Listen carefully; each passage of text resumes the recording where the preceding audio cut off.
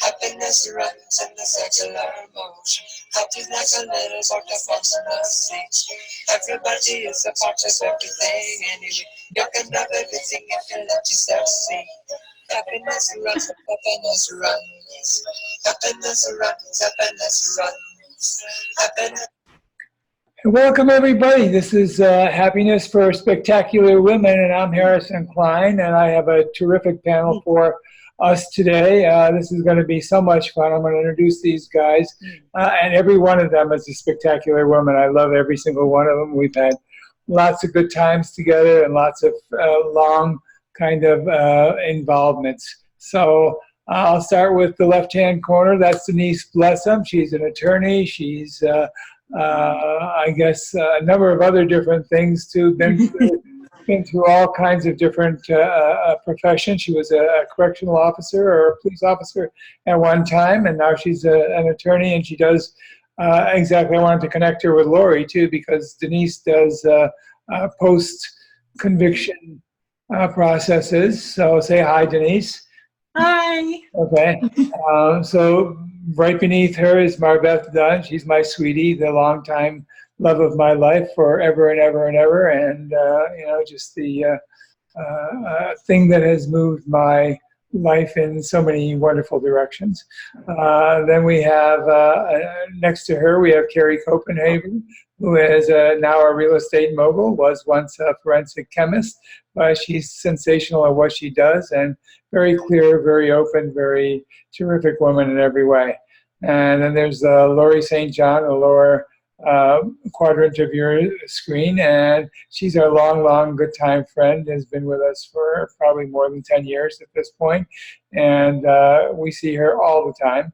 And she's an attorney, CPA, and also a real estate mogul. So Carrie and Lori should get together, and Carrie and Lori and Denise should get together at some point after this, just as a kind of informal. What about me? What about me? So, we always get together with you, Marbeth. We can't get enough of you. And you know everybody, Marbeth. So I wanted to open this panel discussion and kind of discuss a number of different things, because there's so much going on. In the song that we just opened with, it was called Happiness Runs in a Circular Motion. Thought is like a little boat upon the sea. Everybody is a part of everything anyway. You can be happy if you let yourself be. So why don't we start with that and see where we go? So why don't we start with you, Denise? And what are your thoughts on that?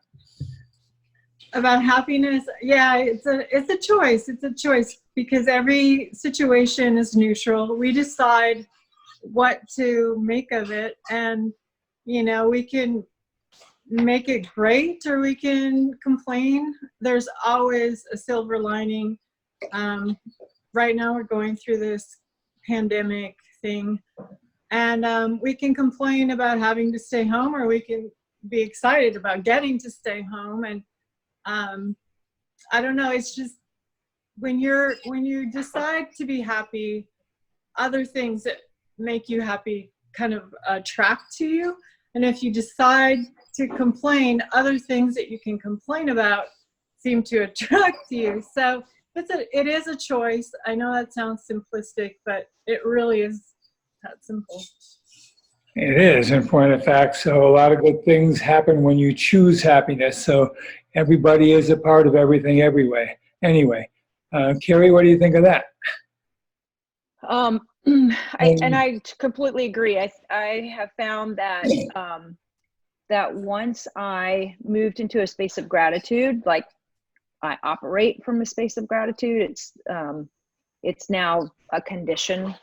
And so with that baseline, I'm able to interpret whatever situation comes at me from a space of gratitude. So I also recognize that universe always has my back.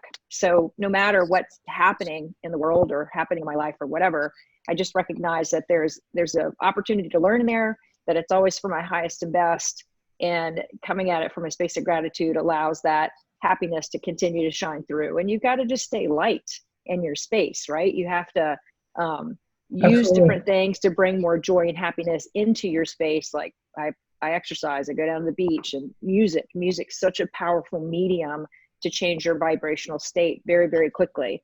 And so, you know, I think we all kind of go through lulls and ups and downs of our emotional state, and you have to be conscious about choosing to be happy, choosing to be joyful, choosing to be grateful, and embodying that to bring more joy into your life. Absolutely. You know, when I was looking and in a process of dating, one of the conditions I had for an ideal mate was blonde hair. And Really? maybe one of you women have blonde hair. So I'm a lucky guy. All right, Marbeth, what do you think about happiness runs in a circular motion? I think happiness does run in a circular motion, and I think that I think there's a formula to happiness. I think that it all begins with our heart, and that when we open our hearts and we fill them with love and gratitude, that we can't help but be happy.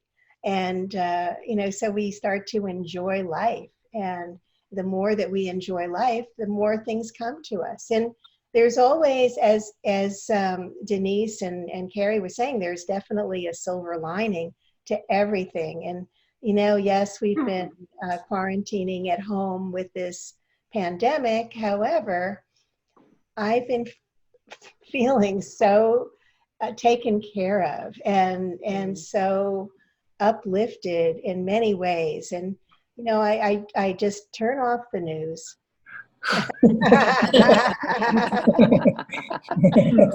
For sure. Turn off the news and turn on what is going to make you feel good. And yeah, we're still aware of what's happening outside of that, but I don't need to let it bring me down. I can look for all the good things that are inherent here. And there's so many good things. Well, I'm enjoying it thoroughly. Lori, what is happiness for you? Yeah, well, for me, I mimic everything that Marbeth has said, because for me, happiness comes from within first. It's never an outside source that's directing or, quote, motivating. You have to be inspired from within and from your heart. Gratitude is essential for creating your own happiness, because you can choose to either see something as an opportunity, or you could see it as a negativity. And all of the challenges that ever come my way, I see as an opportunity. And the tougher those challenges are, the tougher the greater the results will be. So I choose to have happiness because for a variety of reasons. I'm grateful to be on this earth. I have amazing friends, amazing family.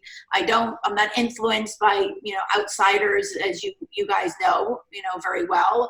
I toot to my own horn and basically, follow my gut and my intuition.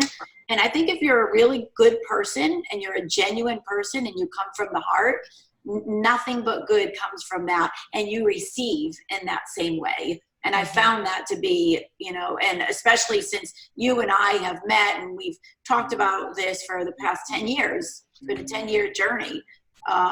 Just so many wonderful things. For me, this time is fabulous. I wouldn't change it. I've done so many things I haven't had an opportunity to do. I'm spending time with my family. I think the world needs to stop and pay attention to what has happened all of these years. And we really need to think, are we doing what we really want and need to do for ourselves, or are we following a path or a mode that's not within ourselves? Are we hanging with people that are not inspiring? Are we just doing things because we're supposed to do it instead of doing it because we want to do it? It's a fabulous time, I think, for the world to sit back and reflect and make it a better place. And I believe as we slow down, we introspect more and we go deeper into ourselves. And that state of discovery is what opens us up. It's the state of being alone that makes us sensitive. It's not the state of being with other people or a state of being busy that makes us sensitive. It isn't a natural thing. We have to be in a space where it comes to us. Denise, what do you think about that? I think it's great too, because when you like meditate or are alone, you can listen instead of kind of busying yourself. So you're not listening to your intuition, or you're not listening to your inner desires and what does make you happy. And you can be completely alone and be so happy, like happier than at a party, if you just have that inner peace. And and for me, I have the animals, and they're just like little Zen masters. And I don't know, it is inside though. It's a choice that you make.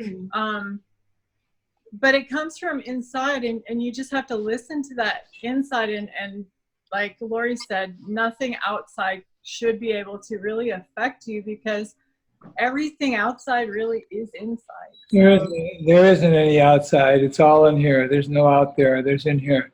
And we're all just interpreting what we see inside of a brain cell and stuff like that. So it doesn't really exist, and we know that on a metaphysical level. And also science has proven through quantum theory that it's all just reflections of whatever it is that's happening within us. So what do you think? This simple little thing called happiness, which is really very simple if it's just a decision. Hey, you guys know how to be happy. It's a state of mind. You can't do a state of mind. You can only be a state of mind. You can't do happiness. You have to be happiness. And so you can be happy. So why do you think it's so elusive, Marbeth? Why do you think happiness is so elusive for so many people? Because we're holding on to our stories, we're holding on to the past. But before I continue, I want to acknowledge that people have had a difficulty getting into Zoom, and they're on Facebook. And I've been monitoring Facebook, and I see Victoria and Peter and Law and Petey and Lori Kennedy and Tanya Janke. And Tanya says she's just started on her journey of inner peace and meditation. All of these are wonderful ways. So it's elusive because we're holding on to this story, maybe of being a victim. Now, all of us spectacular ladies who are here, we've all had incredible hardships in our lives, and we've overcome them. We didn't hold on to the story. We released it, and we moved forward. And the story, well, it's there, it's in the past, but it's not something that we wake up with and think, oh, all these terrible things have happened to me, and, it's just so unfair. I haven't forgiven this one because what they've done is just so unforgivable. You have to let go. You have to forgive, not for the other people. It's not condoning what they did, but it's something to be grateful for, because it moved you into this bigger, spectacular space. And if you hadn't had that, it's like a butterfly goes into the cocoon, and there's a story of a woman who saw this butterfly struggling to get out of the cocoon, and she felt so bad. She got out a little X-Acto knife, and she started to slice it very delicately, and the butterfly came out and flip-flopped around and died, because it needed to build up its strength. You have to be strong. And if you don't have those struggles, maybe you would not have the strength. I don't mean maybe, I mean definitely. We would not have the strength that we have today, or have grown to the extent that we have, if we had not had those challenges. Mm-hmm. The pain that we have is sort of like, especially at the beginning as we begin growing, is like Green Beret training for what happens as we get into our unique space, so that we can be of service in the right way. So, are there any, each of you have gone through a turning point, so I'd like to actually, talk to each of you about your specific turning points. So, Lori, why don't you tell me yours first, and then we'll go to Carrie. Oh boy, I have actually had a couple of them, as you know. I would say one of them happened many, many years ago. I was a victim of home invasion with my daughter. It was a violent crime. After that happened, 2 weeks later, I entered law school, and I had a choice. Actually, 3 days later, I had to take an exam to get into that law school. And then 2 weeks later, I was starting law school. It was, you know, for me, a moment of moving on, or otherwise you can be a victim. I don't believe in the victim mentality at all. I think you take charge of your life and you do what you want to do to make yourself happy and overcome any perceived challenges that are trying to stop you. I think that's one of my major challenges. And then, as you know, 4 years ago, I fractured my hip. I couldn't walk. I was in the nursing home for a month. Took me about 3 months to walk. And thereafter, when I was recovering, I found out I had cancer.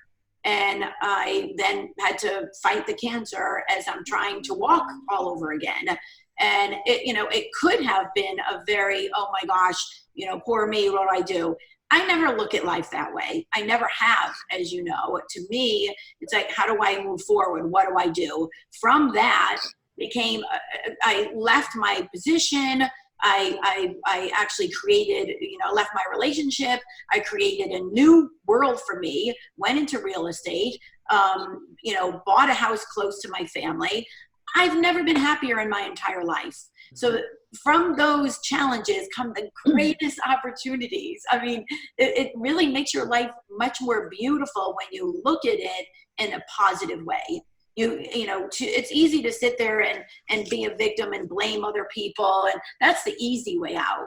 But if you're strong from within and you believe in yourself and you're a genuine person, you really want to give back in one way or the other. For me, I was giving back, innocence cases. Denise, that you mentioned that, or I hear that's what you had done. That was a goal of mine. I wasn't going to let anything stop me. So when I have a goal and you set your goal, then happiness is, you're aligned with your purpose. You're aligned with what you want to do in life. And there's nothing that can stop you if you're coming from within. And I know how horrific your home invasion situation was, and that was really a story for the story books. And you've actually written a book called The Corruption of Innocence about some of that, because Lori was an attorney that was a defender of a person who was wrongfully accused and on death row, and spent I don't know how many years, but became really moved that whole process into something really sensational in terms of real sensationalism. Got in the media, got into the Italian Parliament, hung out with the Pope, Sister Helen, and a number of other different things, a lot of talk shows all about that kind of a situation. So she's been Well, actually, Harrison, if I could interrupt, the story was about a wrongly convicted person. Yeah. That home invasion was a result of my work. The result of that, yes. Yes, because someone became infatuated with me, and he was a witness in the whole program. That was just a leg of what happened with my 4-year journey. But the book is about, the Innocence Project that I started at Rutgers. And it's about, my goal to change the world back in 1993, when I was fighting when it wasn't sexy to fight the government, to get DNA testing, I had the second Innocence Project in the whole country. So I wanted to create a movement and awareness to innocent people in our country. And that book was meant to expose the truth in an otherwise unknown case that became worldwide because I fought so hard. But I wanted everyone to know what these people did. And now you hear stories left and right, and it's about following your heart. Back then, you didn't hear stories like that. Our story was the first one, on the internet, so you have to pave the way, follow your heart, and just be inspired by everything, even those challenges. They bring good in your life some way or another. They always do. I'm about being a pioneer, and I really love that whole thing, because as you become first in something, your self-esteem grows dramatically, and especially if it's sexy or self self-growth. If you receive adulation or you receive admiration for what you do, it becomes that much greater intensity both to receive and to give. Carrie, what was your turning point? And I know your turning point. Yes, you were pretty much there for that.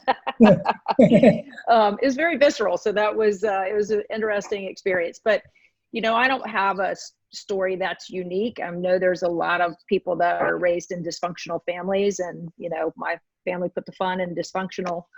So learning how to just kind of operate in that level of dysfunction.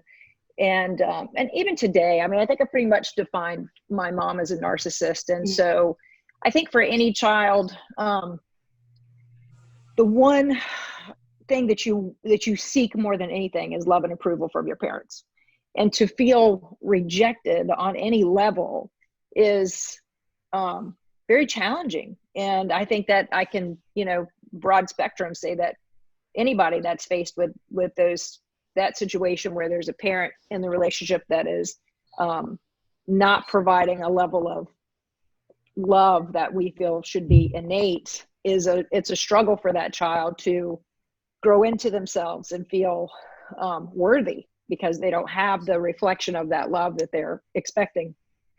So, but I've come to terms that I feel, it's my humble opinion that we're all here for the same purpose, and that is to experience and expand love into the universe.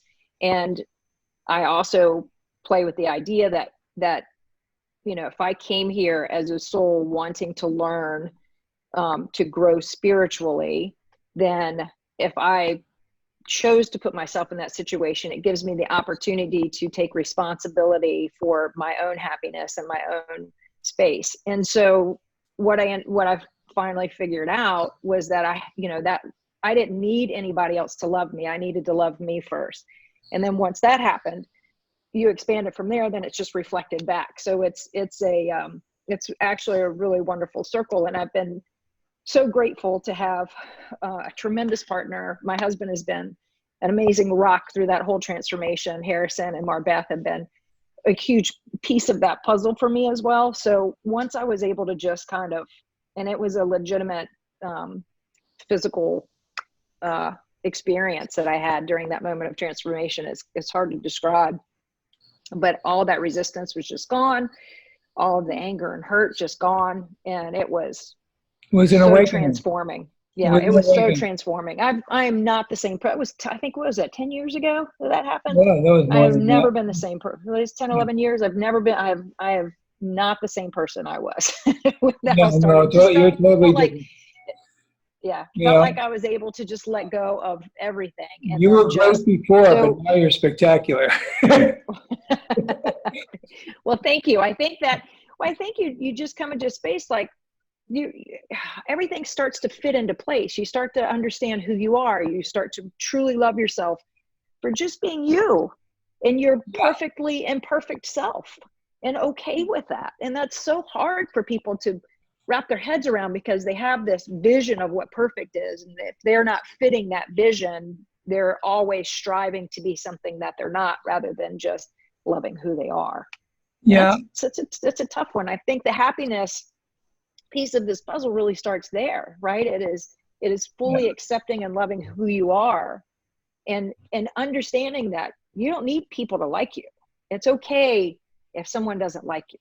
And the way I describe that now is, let's just pretend, how you have all those wine glasses with different levels of water, and some of those notes harmonize, okay, and some of the notes don't harmonize. And that's just, if you don't get along with somebody, you're just in a different frequency, you're not harmonizing. It's cool, they're in their space, you're in space. It is nothing personal. You don't need people to like you. You just need to like you. And then as you grow, you just attract some amazing people, because the depth of relationships that I have now is completely different than where I was before. And of course, my business is spectacular. Everything else just fell into place. And I want to reinforce the fact that you don't need other people to love you to be a happy person. You need to love yourself to be happy. And I can't reinforce that enough, because that is central to the decision that you have to make. And the less you worry about what other people think of you, the greater becomes your groundedness in the world. So it's really sensational that you get into that space of really caring about yourself in a way that you are first. Everybody tells you to put other people first. They train you in every single way to put other people first. But you know what? It's absolutely the wrong way to do things. So when you love yourself first, then you can give to everybody else. Because where are you going to draw that love from if you don't draw it from you? So and it's reflected back. That's what's so powerful about that. Back when you love you and you expand it, then all you see coming back is love. It's phenomenal. Can't. So that's the ticket. There's the piece. That is the piece. You know, there's another spin to that, and it's so critical. And Carrie, thank you for bringing that up.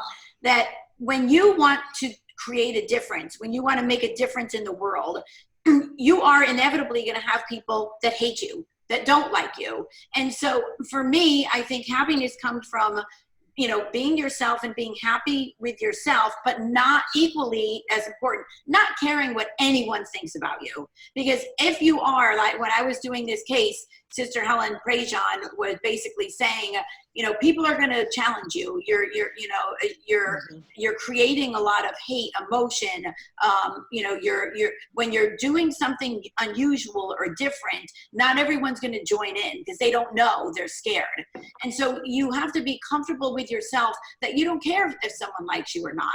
The people that are going to like you, that are going to stand by you, that's wonderful. But you have to be in that space that acceptance is not your ultimate goal. And I think so many people are chasing acceptance with their friends, with so many different people, that if you keep chasing acceptance, you're never going to be happy within yourself.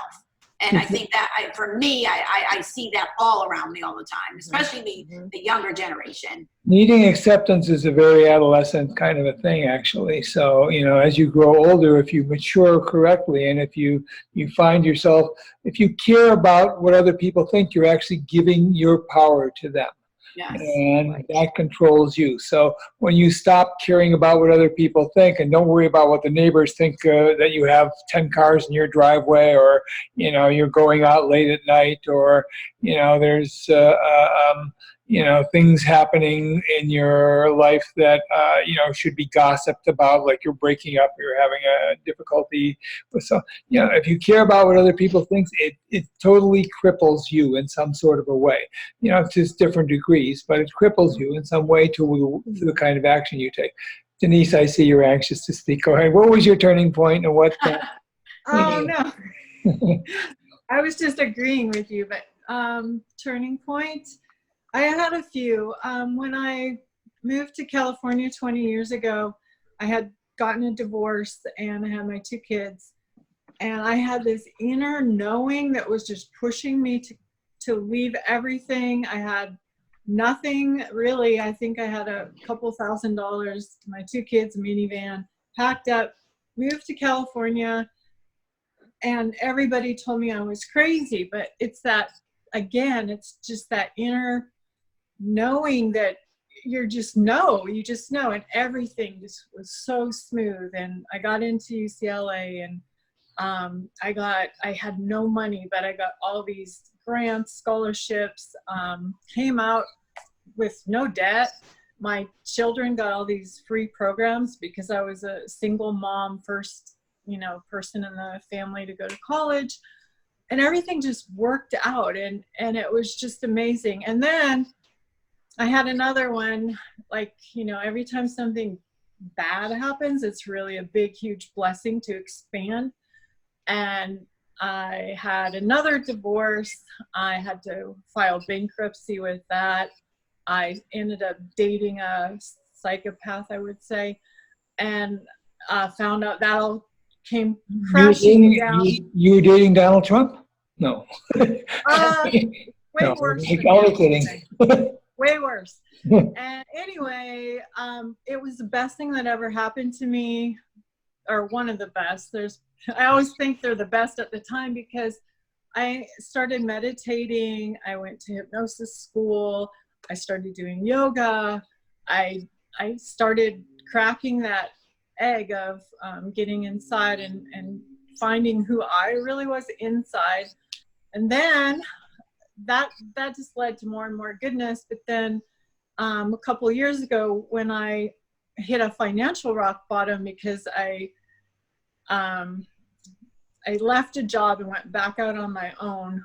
And it's really hard once you're an entrepreneur working for yourself to go be an employee, and it just didn't work out for me. But I left, and then I just was having a financial kind of rock bottom. And then I hired you. I've known you for like 10 years, but as a mentor, and that just exploded my financial abundance, because that was a block I've had all my life. I grew up poor. I was a poor single mom. That was my story. I'm poor. But your story is whatever you decide your story is. Yeah. So ever since that, you told me once, and everything you say, I just believe you. So you said you'll never have to worry about how you pay your rent again. Even during this pandemic, I am making more money now than I was before it, because it was such a blessing for me personally, because I'm now having the time to do all this post-conviction work for innocent people to help them get out of prison, for people that are just overly charged or were children. And there's a new law that came out, a youth offender parole hearing, so we're helping them get ready. And it's just so rewarding. It's so much more rewarding than what I was doing as a criminal defense attorney, just going to court, and most of my clients were guilty, and I was just helping them get the best thing they could get. But this is helping people that really should not be imprisoned right now. And so it's more lucrative too. So it's just a win-win. But it was a decision, because at the very beginning of this, I was not happy about having to stay home. I was not happy about not getting to go make money. And then I just decided, wait, stop. This is a pause. What is this? What can you see in this for yourself as like a blessing? Like, I know better. Like, it's like every time something seems like it's a bad thing, you can decide it's a good thing. As soon as that thought switched the light, everything just switched again. And it's not that I'm like a perfectionist at this, but it is like getting easier and easier as you see it, because it's always a choice. It's always a choice.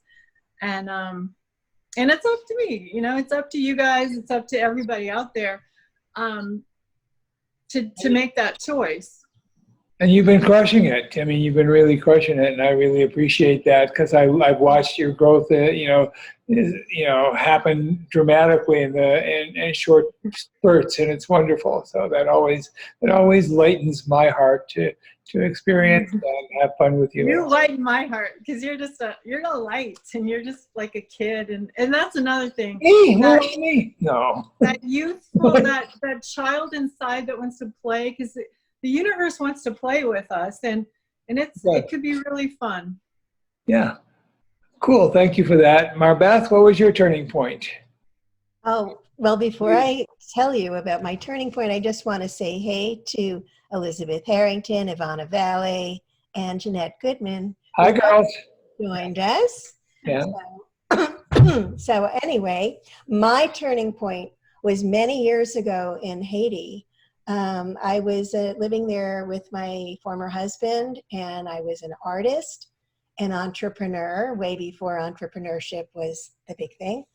And we were in a time where we'd gone through 7 coups d'etats. So the economy, we were basically I had a couple of shops, and I had an art business. I was a painter. And I made note cards and stationery, limited edition prints. I'd even made a children's book. And while we're on that, 1 second, Marbeth, that painting behind you is from our good friend Petey Walfun. She's on that. Yes, she's on our Zoom call. Thank you, Petey. Total acknowledgement. We love you, Petey. Yeah. And I love your art. And so, here, my art business was tourist dependent. And there was no tourism when you go through 7 coups d'etats. Plus, my health was bad. And I was in a very impossible relationship with my former husband. So things were really looking pretty bleak, and I was pretty much in victim mode. But I had been seeking desperately for many years for a way out.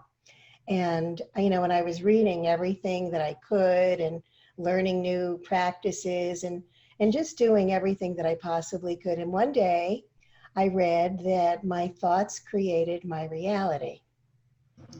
And I got that. I woke up one morning and it was like, daylight, I can see. Change your thoughts. Wow, what a novel idea. So I changed my thoughts and I started to let go of all the people that I was blaming for everything that was wrong. And my life shifted and miracles started to flow in my life. And I had a benefactor showed up on my doorstep. I lived out in the country. A couple from France who wanted me to illustrate color note cards for them.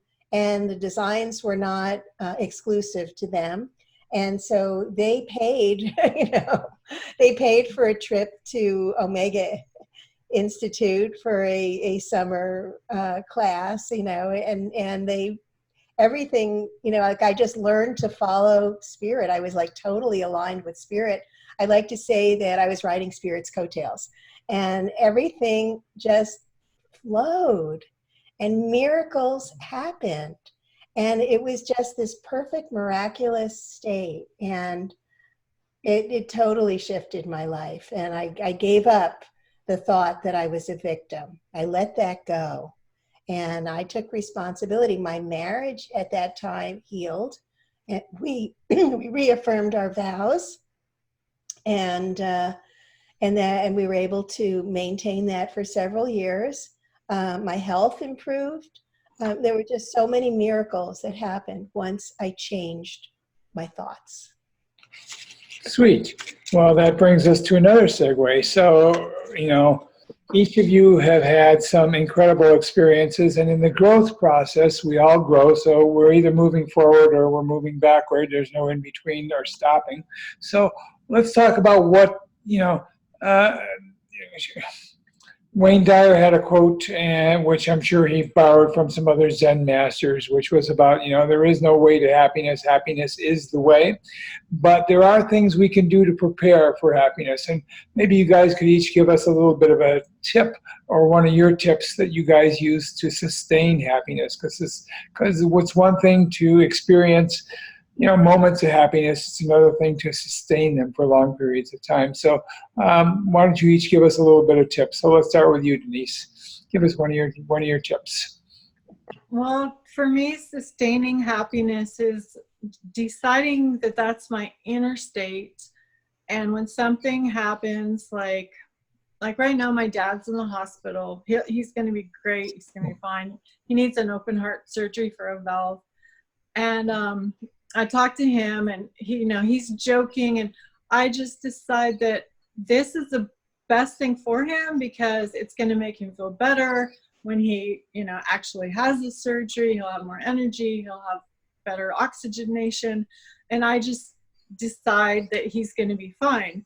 And anytime anything happens, like even if someone's in a car accident or anything, it's like you can make something good of that. It's just always knowing that everything is always working out for you and everyone else if they decide it is. And it's up to them to decide. I can't decide for them because it's their choice, but for me, I can decide no matter what's happening, this is life and it's for my greater good. It's always working out for me. It always has. If you look back for the last 50 years, it's always worked out, even when I thought it wasn't. So I know I trust the universe. I trust that it's a decision. It's always a decision, and it's something you have to keep deciding. You don't just decide once, but you just always have that choice. If you want to decide to be a victim, hey, you can do that too. But Nobody You know? decides to be a victim. They become the victims by default. They just don't know any different. Yeah. Yeah, yes. And I used to have that mentality before I realized that what Marbeth said, thoughts become things. And whatever you envision, it's almost like it's a different vibrational frequency. And then when you start imagining wonderful things attract to you because you're on that frequency. And but you have, it's a maintenance thing. It does come a lot easier because that's just your new normal, and you're always kind of just there. But in the beginning, you do have to, it's like riding a bicycle. It's practicing piano. You have to practice deciding consciously, and then pretty soon it just becomes an automatic. That's what I do. Well, yeah, when it becomes a habit, then you no longer have to consciously do it because it's just part of you. Yeah. Lori, what are your tips for happiness? I mimic that quite a bit. I think, it's a choice but at some point it's automatic. Like, I can't say it any better than I think what Denise said, because it's a choice in the beginning. But then when you experience it and you live it, it becomes automatic. So if you have any challenges, you just feel comfortable and have faith in the fact that even if you don't understand why or how or what the outcome is going to be, you always have faith that it's going to be in your best interest. Even if it's at the worst moment possible, it doesn't matter. I mean, when I was you guys saw how sick I was when I had cancer. I could barely walk at the end. With you every step of the way. Right. And so I never said why. I always knew that there was a reason why, and it became the greatest change in my life. Starting a new career in your early 60s is not an easy thing to do. But was I afraid? No, absolutely not. I loved it. It's the best thing that I ever did. I should have done it way sooner. So I think it's a choice, and then having that faith in yourself and the universe. The universe is a very powerful thing. And if you lean into it and let it take over, and don't worry about, is it going to be okay? Is it not going to be okay? It will be okay. And it's so joyful to live in a world of happiness from within. And when you experience those times where you get angry at someone, or you're challenged because someone does something that hurts you, you look at it and then you choose to, on your own, balance your emotions. It's all about your emotions. Why are you being challenged with that? What charge is that bringing to you? You then choose, okay, I'm not going to let that bother me. And you can do that. You can live in the moment and be grateful and choose happiness. You just have to make it the choice. And if you do it enough, it becomes such a habit that you can't live any other way. Carrie? So I'm going to depart from that, and I'm going to talk about playing because playing has been one of the greatest parts of my life that retains childlike energy, and I like to play. So I surf, I do obstacle races like Spartans and things of that nature. We go snowboarding, we do whatever, we play golf, whatever. But that playtime is incredibly necessary for me to retain a state of happiness, because it just taps right into the inner child, and I let it take over. So it's I know, Harrison, you can relate to that. You do it all the time. So. I never stop. I'm like, right? My says I'm 7. I think that people too often feel like, oh, I'm too old for that, or my time for play is over. And I wholly disagree, and would encourage people to bring play back into their space, because it's a joyful activity, and it's a great way to generate more laughter and happiness in your life. I'm so playful that I even still I don't want to tell you how old I am, but at my age, I'm still laughing at body humor. People, people apart, and I go nuts. Marbeth? Well, I love what Carrie said, and Lori and Denise and Harrison, and yeah, all of these are so important. I'm going to add also allowing. I find that I live in a state of allowing, and I don't try to put an end. I don't try to make things happen. I allow them to, and what that does is I can step back and trust that my motto, my mantra is everything goes right for me. And so when I know that everything goes right for me and I trust that I'm being supported, I know that I'm being supported. I know it at such a deep level.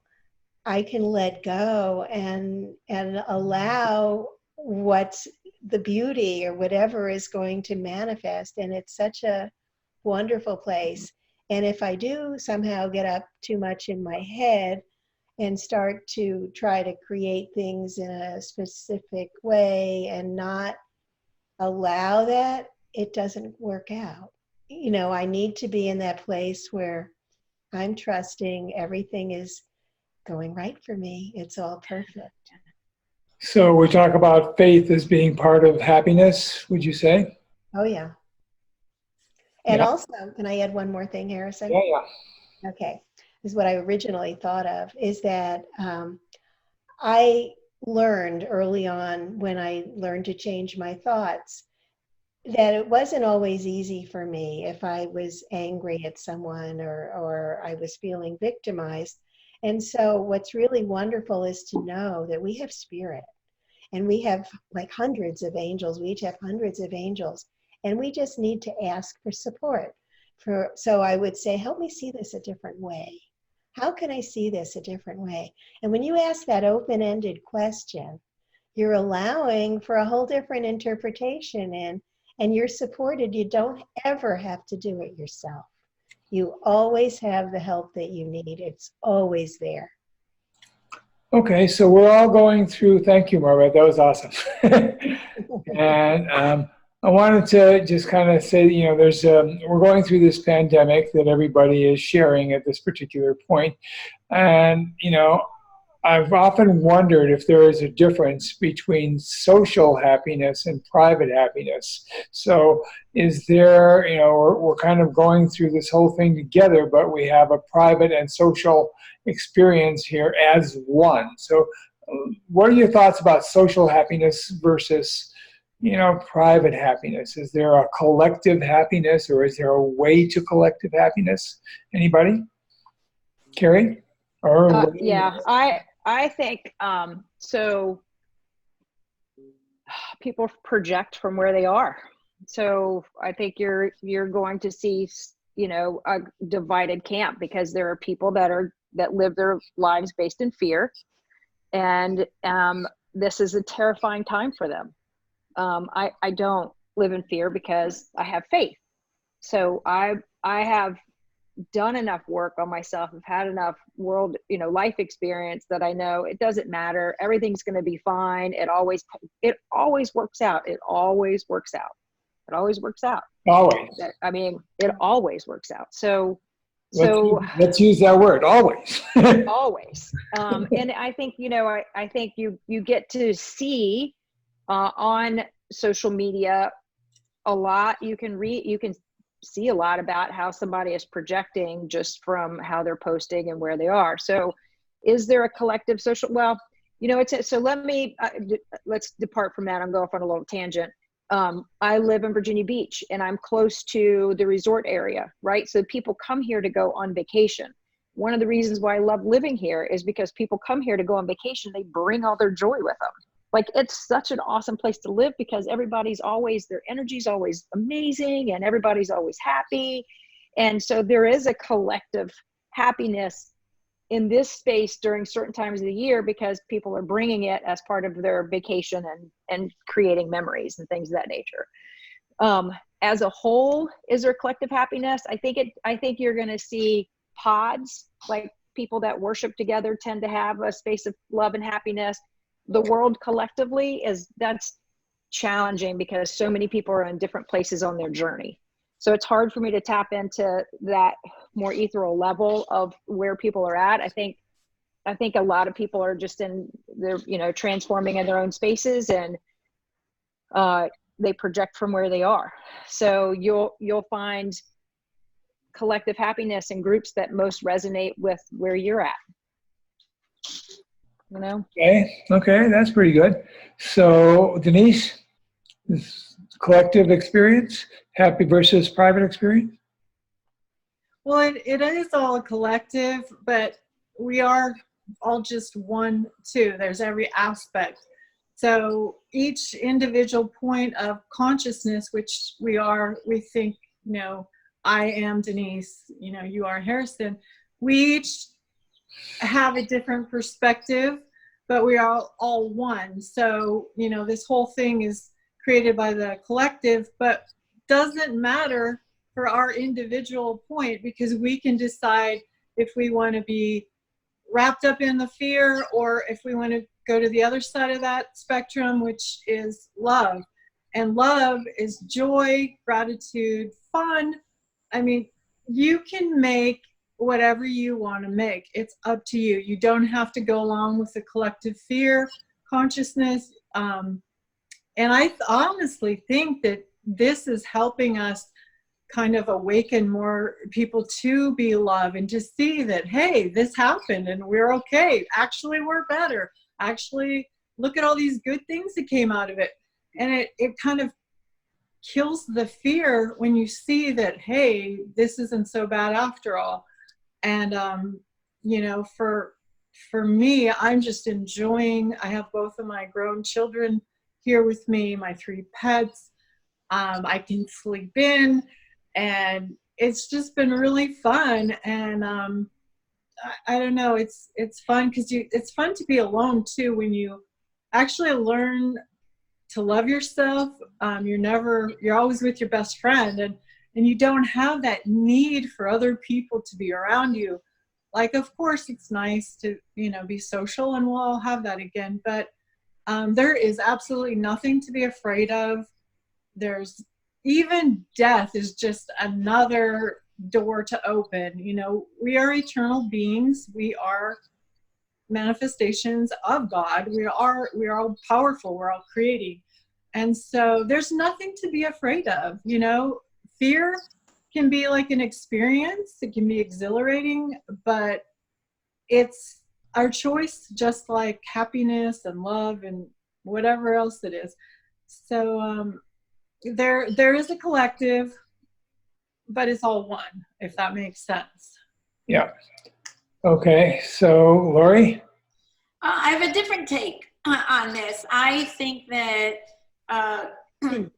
your own happiness and collective happiness for me is one. When I look at myself and then and with everyone else, like my social happiness and my happiness is not different. I think what's happening right now is that people are seeing on a collective basis that if you're not happy from within, collectively, it will energize you one way or another, because you're going to be influenced. You're going to be influenced by the fear. You're going to be influenced by someone doing well. You let those influences change your thought pattern or your happiness. Whereas if you are truly living from within and you have your purpose set, I don't see a difference between the two.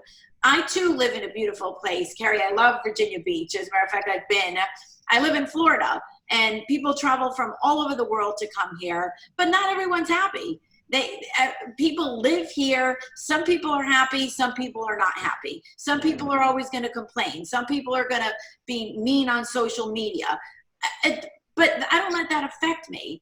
I think what I'm trying to say is that collectively, if we give energy to all of those things that are different, that don't exhibit happiness and gratitude, I think it spreads it more. I think if you contain yourself and you deal and continue to have your own happiness, and you're sharing it with your friends and your family, then that spreads a lot more. I don't know if any of that makes sense, but Kind of my answer. Okay, good, good. I like that. So, so Marbeth, how do we lift other people? Wait, I didn't answer. I didn't answer your last question, Harrison. Okay, go ahead. You have the floor. Thank you. I have the chair. And I Well, want to you have the acknowledge, camera. Kathy Mason says she loves the term collective happiness. Thank you, Kathy. Emily is here and Shauna Dorman is here. So I said hi, Shauna, Emily, and Kathy. yay. Hey, our people. Yeah. So basically, I love the term collective happiness also, Harrison. And yes, we are all we're all lights in this big starry universe. And we all have this collective connection. And so when we purposely join together, which we did in my World Miracle Peace experiment, we all joined in the as energy. We projected energy, healing energy and light collectively. And it shifted things in another part of the world. It shifted things in the Middle East. And that was shown by independent statistics. The level of violence dropped like 20%. I mean, that's pretty intense when everybody focused their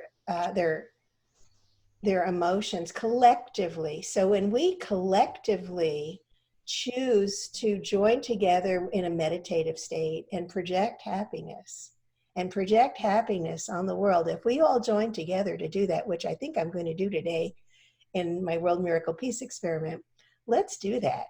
Let's all join together in our happy state and project all that together, because that will make a shift and other people will feel better because we have that power.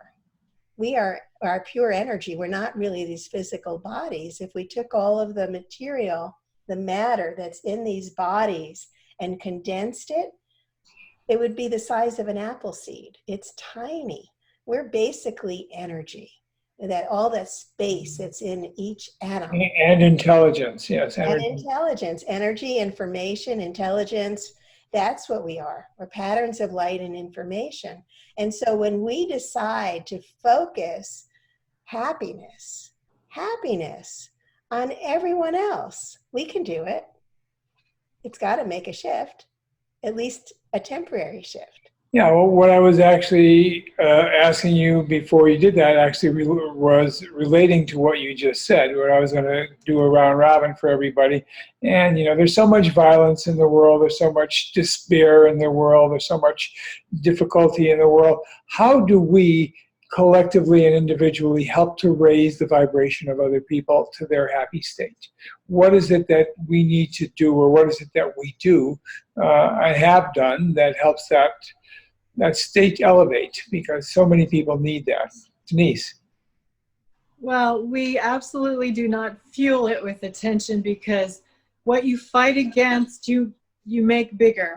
So if you don't like violence, and if you don't like poverty, and if you don't like nobody likes that stuff. There's some people who like violence, but nobody. A candidate or anything, you don't fight against it. You be what you want to, like what Gandhi said, you be the change you want to see in the world. Because if you are an example of love, the exterior is a big mirror. And it's like what you all have been saying too. It's like you be it inside and you see it reflecting outside. So you be peaceful. You don't fight somebody if you want to have peace.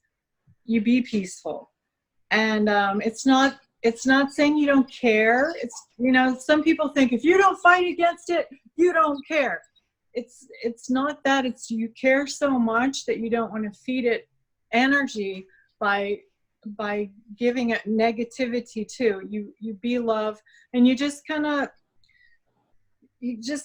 let it die down on it without feeding it that energy of fighting against it. You be the opposite of it, and that emanates out of you, and you'll just start seeing more and more peace. Like, for example, if you go down the street and you see somebody with a frown on their face, if you frown too and give them a dirty look, you're just making two people like that. But if you smile, it is amazing that person that has this frown will just light up, and you can feel, like, you can just feel that love and that surprise, and you have that much power. You know, every single person that you have contact with, you can change them for a positive or not. You know that in my studies that a smile is actually white magic. It's a form of white magic, and that magic is, you know, the place where people want to be. Right? Does everybody want to be happy, Lori? Yeah, absolutely. I mean, people will gravitate to you. People love to see that, and sometimes you don't even know that you're inspiring people. And if you stay and remain yourself, I'm sure you all have the same thing. People reach out to you on Facebook. Oh, you're so inspiring. You really, you make me so happy. I see your life. And why? Because if you live authentically, people see it, and they can mirror it, and it inspires them, and you spread that around the world. And I don't give energy, like Denise said, I don't give energy to people that are angry on social media or want to engage in a battle. You agree to disagree. It's that simple. So you don't give energy into things that are negative or in our minds hateful or violent or whatever. You give energy into your life, into peaceful, beautiful, amazing things in people. How do you inspire people to change? Both of you guys, Carrie and Lori, and how do you inspire people to change into higher states of elevation? By living that space, modeling it, right? You model, and then you bless people every opportunity that you get. So through whatever, the guy on the side of the street with the sign, "I'm hungry," buy him a burger, find some space to bless someone. I do it all the time through real estate. I find opportunities to create blessings for people.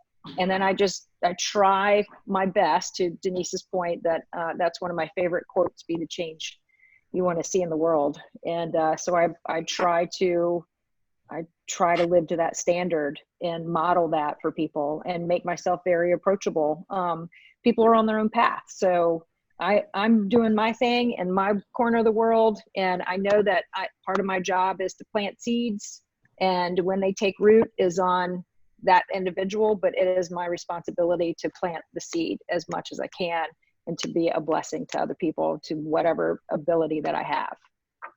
How do you, excellent. Marbeth, how do you make your significant other happy? By being authentically me. Beautiful. Okay. Cool.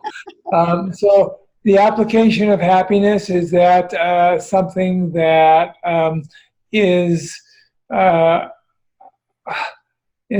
something that everyone has a connection to, or do people have to, this letting go process, letting go of the dark or the difficult or the attitudinal situation, is that something that anybody can do, or does it take like particular kind of focus, or effort, or is there just a one day you just do it, you're just there?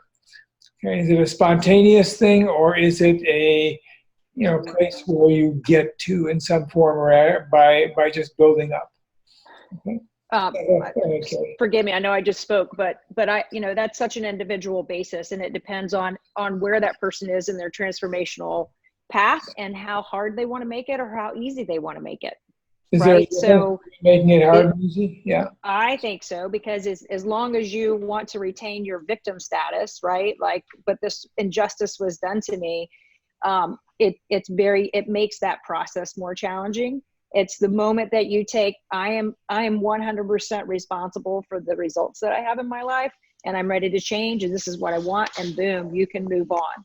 It can be a simple process if you decide that you want it to be a simple process. And I attest to that. I feel like I lived that, right? Like I spent years trying to figure it out. And then I was like, I'm done with this. Boom. And then boom. Transformation. I was there. It was an instant transformation, and that was that. And I've never been the same person since. And I can tell people, like, it's really not that hard. They'll go, yes, it is. And I'm like, it is what you say that it is. I can't can't change that for you, but I can model something different for you. So I think anybody has the capability. So keep in mind too, that we're born a blank slate. We are born infinite love. We are born happy. We're born joyful. Remember that. Love it. Right? So we're born that way. We're intended to be that way. It's all there. You just have to remember how to grasp hold of it. And you can decide to make that an easy process or a difficult process. That is on you. Absolutely. Wonderful. Carrie, Lori is chopping at the bit. Go ahead. I am, because I don't necessarily think it's that simple. I think that you can make a choice for sure, but you're making a choice to change, which means you're going to reach out to someone. People reach out to you, Harrison, to make that change, right? They realize that they need some help, and not everyone knows. We talk about, we learned a lot through the DeMartini method through my ex-boyfriend. We learned so much about balancing our emotions and how to let go of the negativity, how to look at perceptions and things like that. You have to work at it sometimes. It's not, for some people, it's not as easy as just turning the switch on and off and saying, I want to be happy today, so today I am. Sometimes it's understanding, why were you unhappy? What made you feel that you were unhappy? And going through the process of unraveling all those things that sometimes people, he's in the pool, sorry about that. There's a ball of happiness. She is my happiness, actually. But sometimes people don't know. And it's all locked up inside. And so when you open your heart and you're ready for that change, sometimes it's not such a bad thing to seek someone out to help you unravel all of those things, to lead you to that happiness state. And then you can then change by, helping other people doing it naturally thereafter. Awesome. Awesome. Do we need mentors, Marbeth? I think that mentors are really an important part of our growth. I know I've had many mentors in my life that have made a huge difference, and I think it's something that can speed the process in many ways, just shave years off what could be a very long and involved process. Because here's the thing, when you're inside the jar, you can't read the label on the outside. And do you know that you're not happy? Maybe you think that this is just what life is, and you don't recognize what someone else can see very clearly, that we have these limiting beliefs, but they're like transparent, and we can't see necessarily what they are ourselves. And sometimes it takes someone else to be able to see that. Mm-hmm. Yeah, sometimes it does. So, so Denise, on your part, so what about that? I think it's just like any other class. You can, some people may be able to spontaneously just know things from maybe meditation, but maybe you can read a book. But if you have a teacher, a mentor, you're going to learn a lot faster and a lot more thoroughly, because you have somebody to bounce your thoughts back and forth. You have somebody to ask questions to, and you have other experiences to listen to. And if you have a mentor with other students, you have like students in the class to hear other perspectives and other ideas and tips. And, I think absolutely. I mean, yes, we all are happiness. We're born happiness. We are bliss. We are love. We are, all these wonderful things. That's who we are at our core. But living a life, you get all these levels blocking that, and sometimes it does take somebody else to peel those back with you and to teach you. And it's just a lot easier. I'll say that. I'm sure maybe if you just meditate, you'll all figure it out. But if you have a mentor that's already been through all that, why not go to the class? So when a mentor deals with somebody who begins to show them the complaint and how they suffer and other things like that, one of the great things that a mentor does is that he sees that person as only playing that role, but the guiding portion inside of them is the light that's always there, and the mentor sees the light, and then the game is only superficial. But the deep part of us is the real thing. And the mentor can see that. And so that space, holding that space, helps the person space or helps the person elevate into the higher space so that the game isn't as important, the drama isn't as important as the real you. I think we're going to wind up with that. We're kind of into the top of the hour, and it's 11:11 or 1:11 right now, which is a magical number. So we should all sing Kumbaya or something. I'll let Carrie start because I know she has a great voice. No, I'm kidding. But anyway, so I'm going to wind up and say for all you guys out there who are watching, listening, and will listen to this in the future, I hope this has been of some strong value to you. It certainly does to me. I do want to say that I could talk to these women forever because they're my happiest and my most loving, and the people I give the most amount of love to continuously. And so I hope that everybody experiences the happiness that we all experience. So thank you very much. Any last words from anybody at this point? Thank you for having me, Harrison. You're welcome, Lori. Thank you for being here. Thank you for all of you. Yeah. Thank you, Carrie. Thank you, Marbeth. Thank you, Denise. Thank you, Harrison. Oh, I'm not a spectacular